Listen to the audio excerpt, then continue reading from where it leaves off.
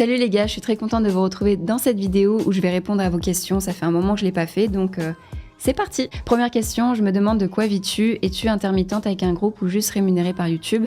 Alors non, je suis pas du tout intermittente, je suis auto-entrepreneur et j'ai plusieurs sources de revenus. D'une part, j'ai les concerts que je vais faire avec mon groupe, donc c'est surtout des concerts d'animation dans les bars, les restaurants, hôtels, événements privés, etc. Et après, donc je gagne aussi de l'argent grâce à YouTube, notamment avec les partenariats que vous pouvez voir de temps en temps sur mes vidéos. Il y a également Patreon où une partie de ma communauté me soutient et en contrepartie, ils ont un accès anticipé à mes vidéos, ils ont tous les fichiers audio, les tablatures, etc.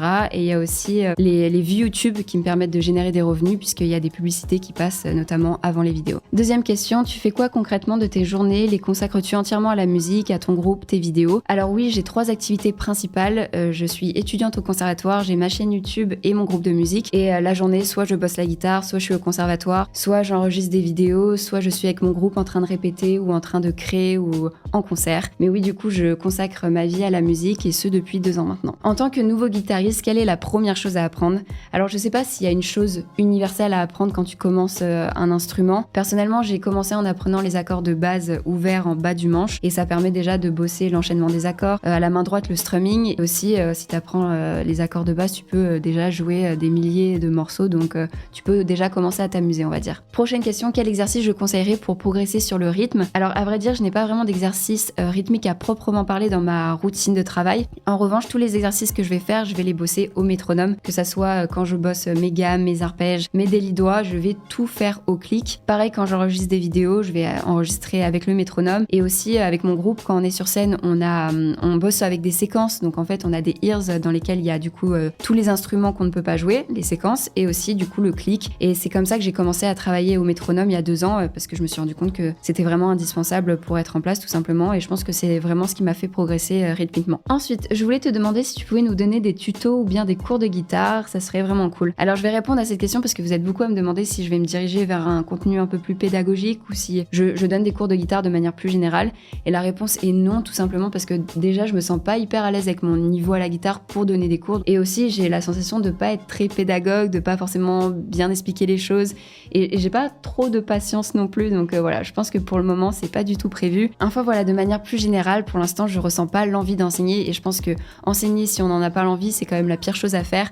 Notamment quand tu donnes des cours à un débutant, je pense que le rôle du professeur est déterminant dans le parcours musical d'un jeune musicien. Donc voilà, pour l'instant, je me sens pas apte à le faire correctement. Et pour ce qui est du contenu en ligne, honnêtement, il y a tellement de contenu super quali en ligne pédagogique que je pense sincèrement que j'ai vraiment strictement rien à apporter. Ensuite, qu'as-tu appris au conservatoire et y es-tu toujours? Alors oui, du coup là, je viens d'entamer ma 3e année au conservatoire. J'ai appris énormément de choses en conservatoire, notamment en théorie musicale, parce que j'ai un cours qui s'appelle la formation musicale. Et je vous avoue qu'avant le conservatoire, j'avais un peu peur de m'attaquer au solfège, parce que j'avais entendu beaucoup de choses comme quoi ça allait me dégoûter de la musique, comme quoi c'était compliqué. Et au final, pas du tout, c'est hyper intéressant. Ça t'apporte plein de choses, ça t'ouvre énormément de portes pour agrémenter ton jeu et ça te permet de comprendre tout simplement la musique, quoi. Donc c'est quand même génial, je trouve. Après, ça m'a permis aussi de rencontrer beaucoup de musiciens et surtout, ça m'a appris à sortir de ma zone de confort puisque j'ai un cours qui s'appelle l'atelier où en fait on va jouer en groupe et on va tout simplement monter un répertoire tout au long de l'année et chacun dans le groupe a des influences musicales très variées. Donc on va tous proposer des morceaux et à la fin de l'année on se retrouve à jouer un reggae, du rock, des trucs funk,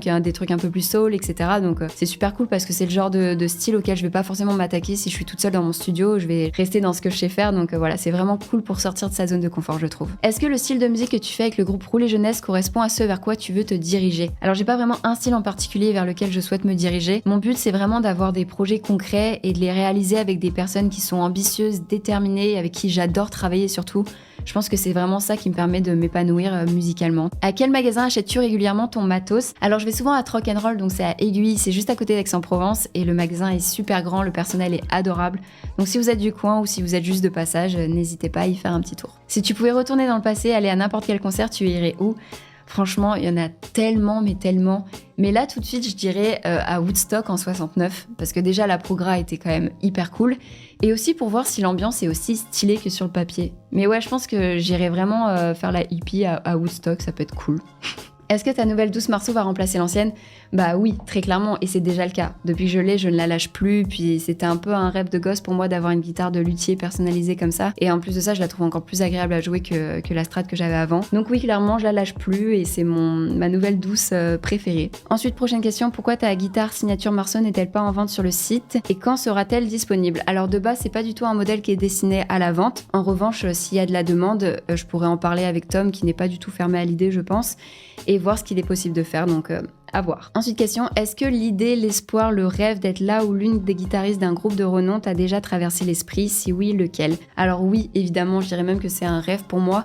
Après, j'ai pas vraiment de groupe, d'idée de groupe en tête. Quoique ces derniers temps, je me disais qu'accompagner une artiste comme Dua Lipa, c'est vraiment un truc qui me ferait trop kiffer. Je pense que c'est un peu le rêve de beaucoup de musiciens, de vivre un peu la grande aventure, de partir en tournée, d'être en tourbus, etc. Mais voilà, je me dis que le tout, c'est d'être patient, de travailler, et je pense que peut-être l'opportunité se représentera, parce qu'elle s'était déjà présentée il y a quelques années. On m'avait contacté pour passer des auditions pour accompagner une artiste française, mais à l'époque, j'avais 19 ans, et avec le recul, je me dis que c'était carrément trop prématuré, que j'avais pas du tout l'expérience ni le niveau d'assumer une tournée pareille.